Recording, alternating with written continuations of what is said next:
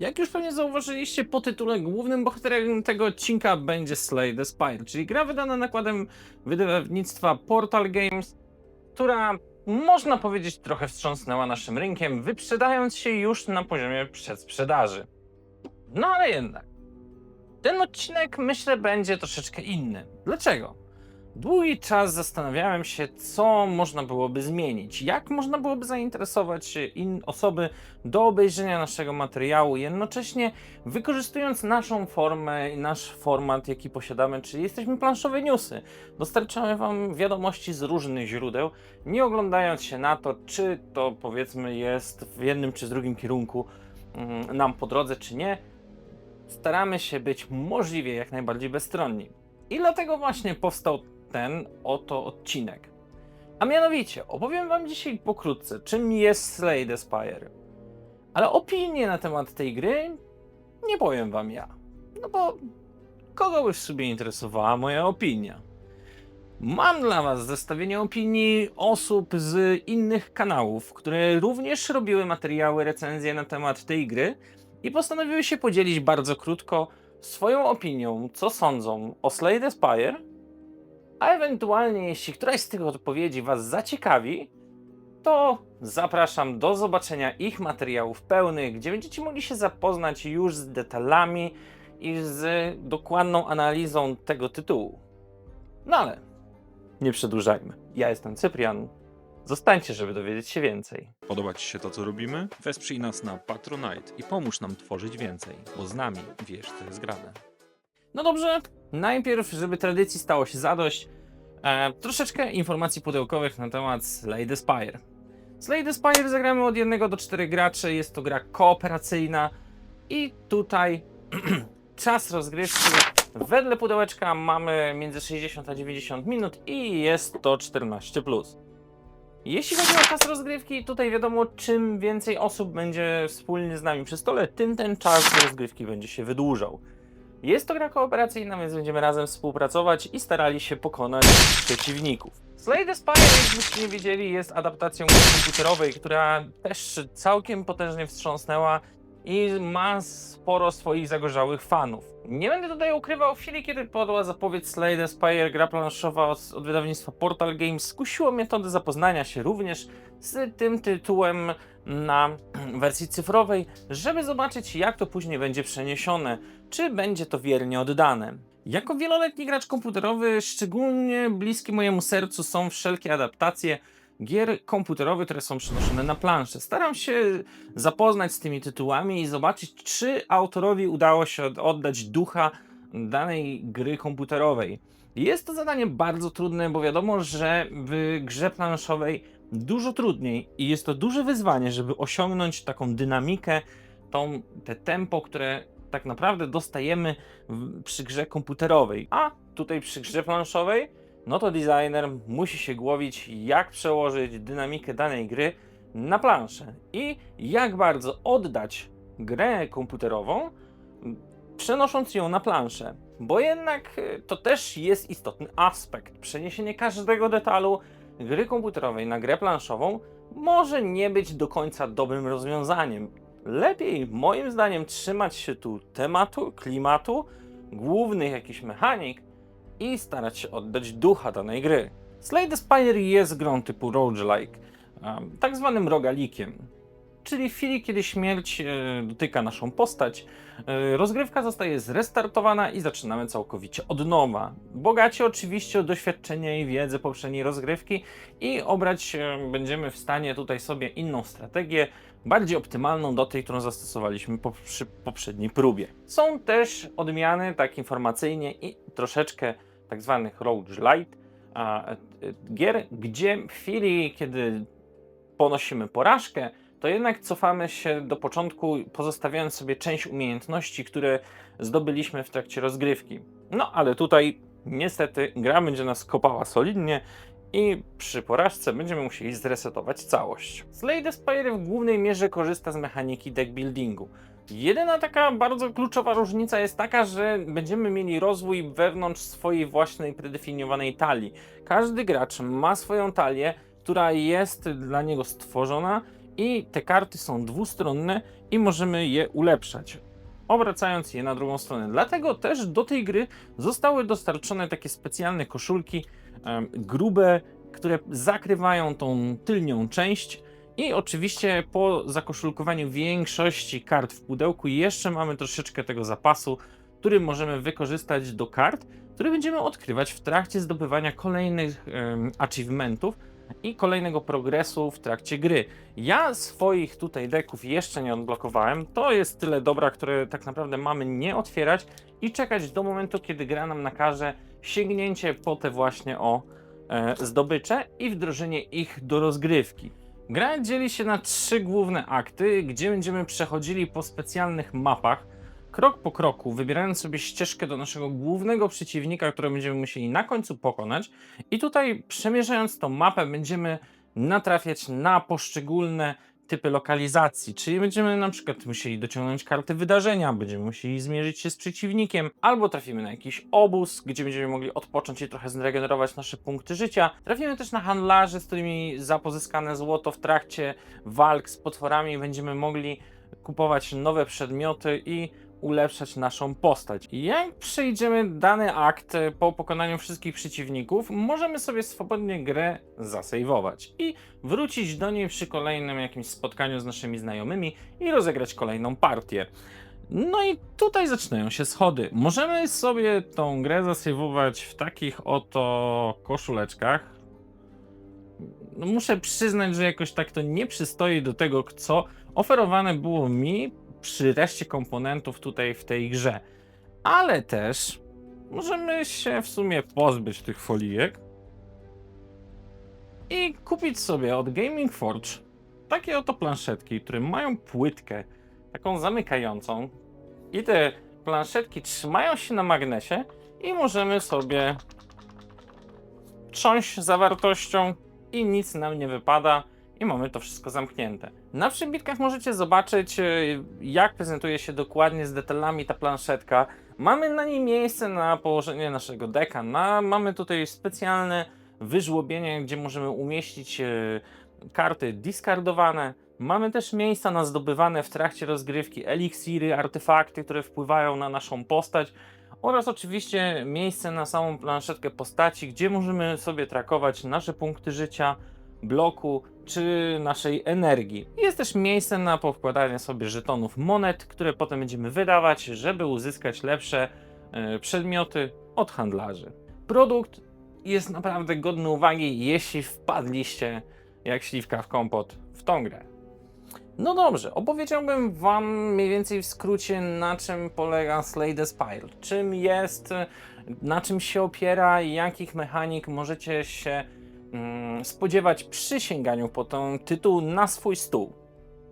A teraz chciałbym was zaprosić jeszcze raz do odsłuchania opinii moich gości, których zaprosiłem, żeby podzielili się z wami swoją opinią na temat Slay the Spire, a jeśli któraś z tych opinii was zainteresuje, koniecznie zajrzyjcie na ich kanał, zobaczcie pełną opinię na temat tego, co urzekło ich, bądź nie, w Slay the Spire.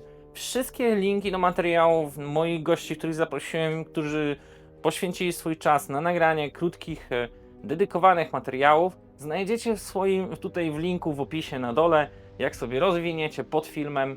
No cóż, ja nie przedłużam i będę się żegnał. Do następnego. Cześć! Dlaczego warto zagrać Slay the Spire The Board Game? Bo to już w oryginale wspaniała gra. A planszowa adaptacja daje nam to, czego oryginał nam nie dał, czyli możliwość współpracy. Dziś natrafiłem na opinię, że w tej grze każdy sobie sam bije swoje potwory. No otóż nie. Każda z tych 4 asymetrycznych postaci ma swój styl grania, to fakt. Ale jedna z tych postaci może nakładać stany, która innych nie nakłada. Przez co ta pierwsza postać może pomóc tej drugiej, nakładając te stany. Tak, mówię na przykład głównie o wrażliwości, którą nakłada Ironclad. No i oczywiście możemy się najpierw skupić na potworach jednego gracza, bo one akurat nie będą atakować, a w kolejnej turze już na nich się skupić. I tak bardzo się rozgadałem o tej współpracy, a ja głównie w tę grę grałem solo. I jak najbardziej w solo ona także działa. Nudzić się raczej też nie znudzimy, bo mamy różne achievementy, które będziemy odblokowywać. No ale ktoś może spytać, po co? Skoro w kieszeni spodni mam takie coś i tam także jest Slay the Spire. I dosłownie nie mam na to odpowiedzi. Lubię to Slay the Spire, lubię to Slay the Spire, lubię to Slay the Spire i przy każdym z nich bawię się świetnie.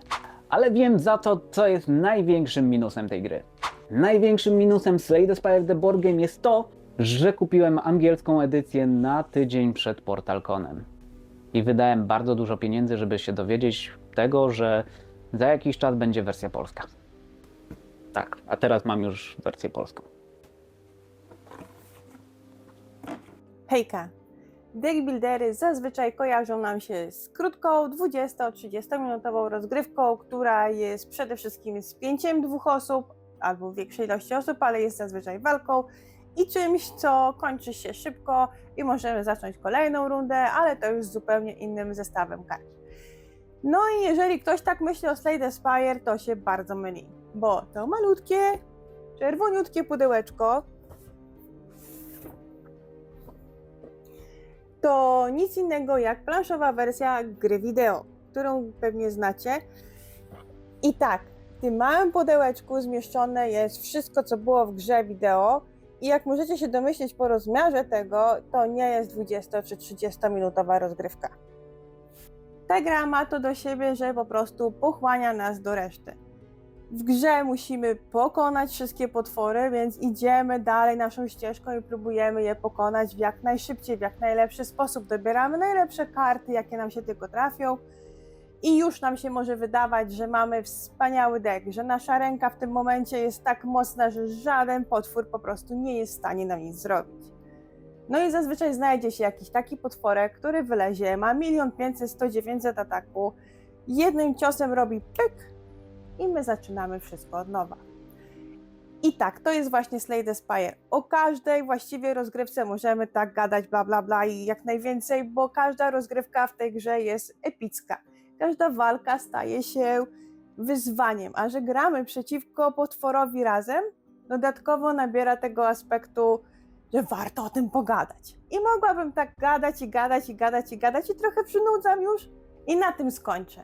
A Was zapraszam na mój kanał, bo tam już troszkę więcej o tym popaplałam i mam nadzieję, że zrozumiecie, na czym polega ta gra i może uda nam się podyskutować.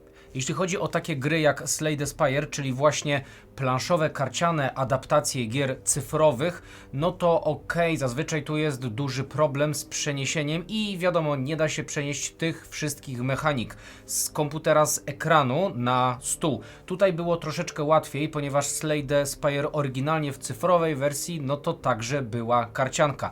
Ale właśnie, czy to się udało? Według mnie tak. Według mnie duch i tak naprawdę większość rzeczy, które są w tej cyfrowej wersji, z tej racji, że to właśnie była karcianka, zostało tutaj przeniesione na stół. Jasne, że mamy troszeczkę więcej, a tak naprawdę dużo więcej tej całej obsługi, ale też możemy tutaj doświadczyć tego, czego nie da się doświadczyć przed komputerem, czyli tej właśnie kooperacji. Tutaj gracze mogą ze sobą kooperować i to mi się chyba najbardziej spodobało w tej normalnej planszowej wersji względem cyfrowej, że możemy poznawać różne zależności pomiędzy tymi bohaterami, których znamy z ekranu. No i oczywiście, że to jest tylko taki mały skrót całego tego dosyć głębokiego tematu, nad którym można się nieco szerzej pochylić odnośnie przenoszenia wersji cyfrowych na planszowe. Akurat tak się składa, że ja nad tym tematem się pochyliłem w oddzielnym materiale, więc jeśli chcecie się dowiedzieć czegoś więcej, rozłożyć to wszystko na czynniki pierwsze, to oczywiście zapraszam do mnie. Slay the Spire. Włączony mam mikrofon? Tak? Dobrze. Co sądzę o Slay the Spire? Slay the Spire to jest gra adaptacja niemal idealna. Dlaczego niemal idealna? Już Wam mówię. Bo jednak te potworki robią się powtarzalne po pewnym czasie. Mogłoby być ich troszkę więcej. Ale słuchajcie, najlepsze jest to, że Ania myślała, że jak kupimy pudełkowe Slay the Spire, to już nie będę tyle grał na konsoli.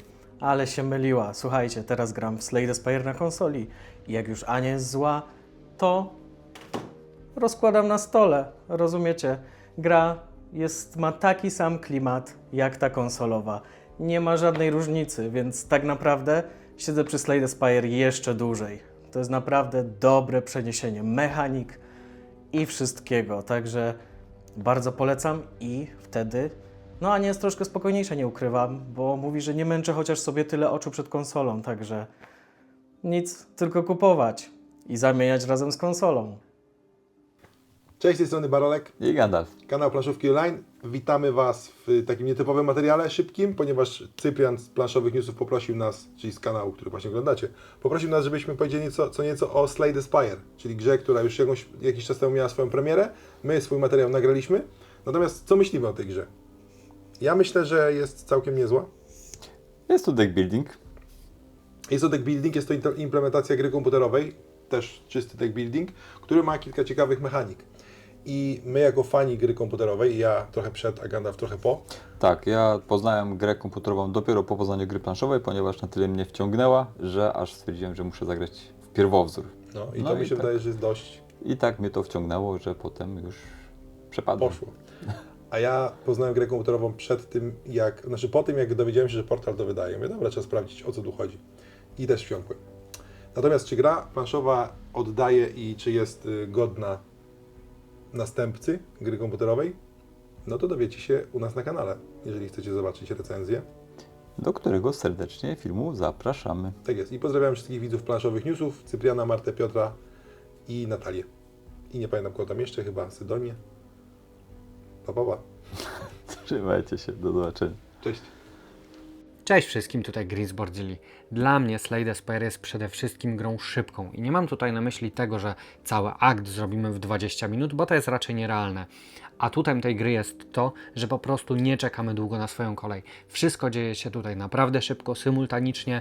Wybór kart, jaki dokonujemy, wybieramy go razem, dyskutujemy między sobą, co jest grane, więc kooperacja tutaj działa naprawdę dobrze.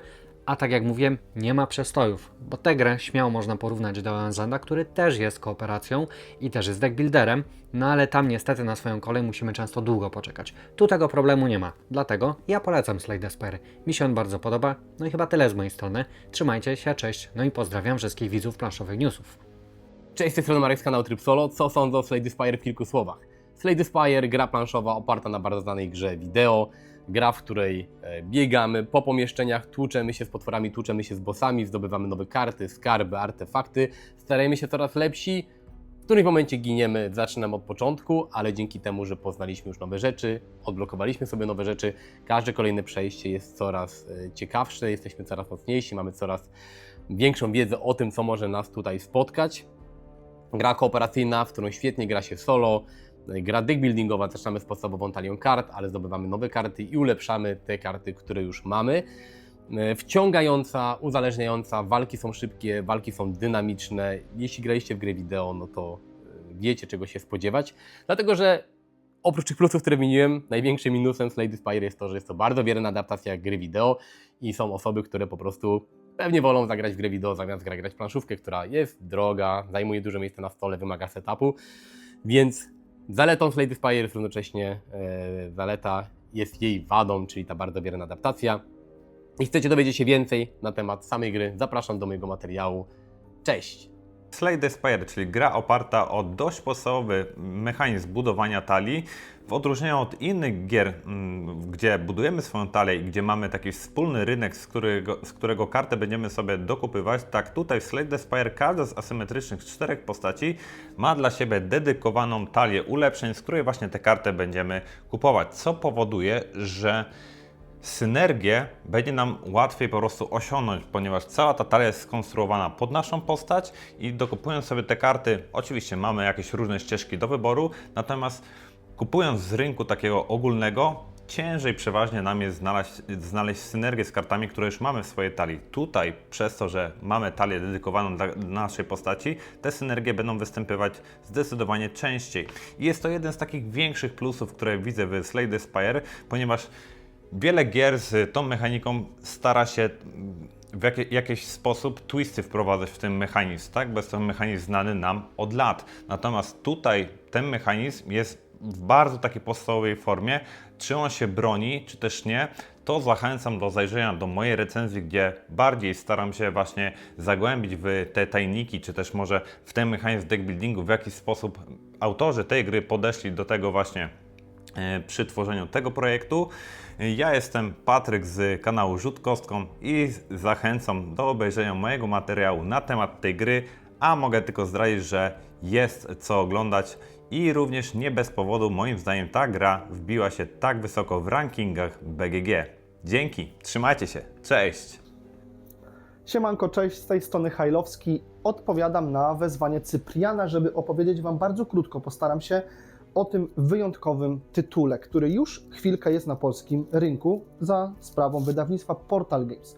Slay the Spire, gra, która była nahypowana i ja mocno się nahypowałem na ten tytuł w 2024 roku, jeszcze na wersję angielską. Udało mi się go w końcu gdzieś mniej więcej w połowie roku zdobyć i wraz z moim kolegą we dwie osoby rozpoczęliśmy naszą przygodę ze Slay the Spire, ogrywanie, walczenie w tej iglicy z tymi hordami potworów i z bossami. Gra mnie zachwyciła. Fantastyczne przeniesienie wersji cyfrowej, no bo to jest cyfrówka bardzo znana, na planszę. I tutaj właśnie ciekawostka, ja przed zagraniem w wersję planszową nie miałem okazji zagrać w cyfrówkę, dopiero później i wtedy też przekonałem się, jak genialnym tytułem jest Slay the Spire. Swoją drogą, na moim Instagramie, zresztą też link prawdopodobnie będziecie widzieć po jej filmie i zapraszam do obejrzenia na Instagramie, robiłem o tym materiał, robiłem sesję, krótko napisałem co sądzę. Największe plusy tej gry, no genialne przeniesienie cyfrówki, po prostu to jest tak dobrze zrobione i oczywiście w wersji cyfrowej gramy solo, tutaj też jest tryb solo i jest przez wiele osób uznawany za świetny, ja solo nie gram, natomiast to jak ta gra się skaluje na więcej graczy to jest niesamowite, prosty myk, po prostu zwiększanie poziomu trudności potworów, więcej mają życia i tych potworów jest więcej, możemy grać naraz praktycznie w czwórkę wszystkimi postaciami, które w tym pudełku się znajdują. No genialne to jest. Natomiast oczywiście tak, no minusy, no to jest downtime. Przy większej ilości graczy, szczególnie nieogranych i nie takich zgranych mocno, będzie się ta gra troszkę dłużyła, w sensie dłużyła. Ona jest ciekawa i bardzo emocjonująca, natomiast wydaje mi się, że może być troszkę za długa i polecam ją do grania z jedną ekipą, bo ta asymetria tych postaci, to wszystko jest bardzo mocna. Świetny, ciasny deck builder, bardzo fajny rozwój postaci, no i udało mi się w tym tytule zrobić w sumie praktycznie cały Ascension, przeszedłem w 100% grę razem z kolegą, dlatego też początkiem tego roku, jeszcze na wersji angielskiej, podzieliłem się swoimi wrażeniami. Cyprian, dzięki za zaproszenie i kurde, no polecam ten tytuł. Slay the Spire jest przefantastyczne i jest obecnie, no myślę, że spokojnie w top 10 gier mojego całego życia. Siemka, pozdrawiam Was serdecznie z tego miejsca, pa! Jeśli chcesz być na bieżąco z grami planszowymi, zajrzyj na naszego Facebooka i YouTube'a, stronę www.planszoweniusy.pl. Czekają tam na Ciebie recenzje, nowinki i inspiracje. Podoba Ci się to, co robimy? Wesprzyj nas na Patronite i pomóż nam tworzyć więcej, bo z nami wiesz, co jest grane.